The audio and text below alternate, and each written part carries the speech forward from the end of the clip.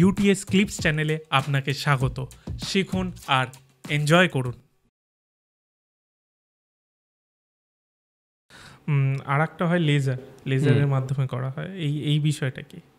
লেজারের মাধ্যমে চোখের অনেক কিছু করা হয়, মানে এখন তো মানে ফেমটো লেজার চলে এসেছে, ফেমটো সেকেন্ড লেজার চলে এসছে, তো এফ্ল্যাসিক চলে এসছে। সো লেজার দিয়ে মানে অ্যান্টেরিয়র টু পোস্টেরিয়র যদি বলি, সামনে থেকে পেছনে যদি আমরা ভাবি, লেজার দিয়ে প্রথমে যেটা একটু আগে আমরা বলছিলাম যে ল্যাসিক অপারেশন যদি করা হয় সেক্ষেত্রে লেজার ইউজ করা হয়। তো লেজার ইউজ করে মানুষের একটা পোর্শন অফ কর্নিয়ার একটা থিকনেসকে কেটে নিয়ে সেখানে আবার ফ্ল্যাপটাকে আমরা মানে একটা জায়গায় ছোট্ট করে কেটে কিছুটাকে পাতলা করে আবার সেই জায়গাটাকে জুড়ে দিই, তাহলে কর্নিয়ার এফেক্টিভ পাওয়ারটা কমে যায়, তখন মায়োপিয়াটা কারেক্টেড হয়ে যায়। মানুষের চোখের পাওয়ার বেশি থাকলে মায়োপিয়া হয়, সেটা তখন কারেক্টেড হয়ে যাচ্ছে, রাইট?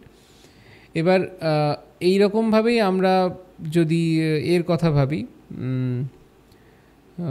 চোখের ভেতরে যদি কোনো লেজারের কথা ভাবি, লেজার অনেক রকমের লেজার হয়, যেমন এক্সিমার লেজার হয়, ইয়াগ লেজার হয়, ফেমটো সেকেন্ড লেজার হয়। তো ওই ফেমটো সেকেন্ড লেজার দিয়ে এখন ক্যাটারাক্টের কিছু কিছু স্টেপস করা হয়। মানে ক্যাটারাক্টের প্রথমে ক্যাপসুল যেটাকে বলা হয়, লেন্সের ক্যাপসুল, ওটাকে একটা স্ট্যাম্প সাইজে ছোট্ট করে কেটে বার করতে হয়, তার জন্য ফেমটো সেকেন্ড লেজার ইউজ করা হয়। বা নিউক্লিয়াসটাকে 4 টুকরো করে কাটতে বা 8 টুকরো করে কাটতে তখন ফেমটো সেকেন্ড লেজার ইউজ করা হয়। মানে গোটা জিনিসটাই কী হয়, আরও প্রিসাইজ হয়। তুমি যখন ম্যানুয়ালি এই জিনিসটা করতে যাবে তখন তোমার হাতের যশের ওপর বা হাতের কতখানি তোমার ক্ষমতা, এক্সপার্টিসের ওপর ডিপেন্ড করবে।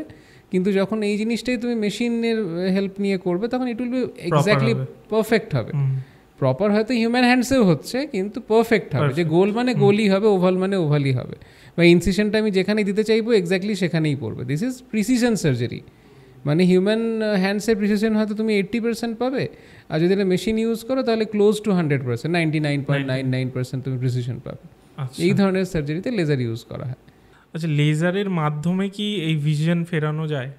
মানে যাদের ভিশন অনেকটা কমে গেছে সেক্ষেত্রে? ডিপেন্ড করছে কিসের জন্য কমেছে। মানে laser is not a solution for everything, depending on the reason. যে কারো মায়োপিয়া হয়েছে তার আমি লেজার সার্জারি করে ল্যাসিক করে দেখাতে পারবো, বা অন্য কোনো ট্রিটমেন্ট করে করতে পারবো। যার হয়তো ছানি হয়েছে তার লেজারের ট্রিটমেন্ট সম্ভব হবে। ছানির পরে লেন্সের পেছনে ময়লা জমেছে, তাকে আমি ইয়াগ লেজার করে ময়লা পরিষ্কার করতে পারবো।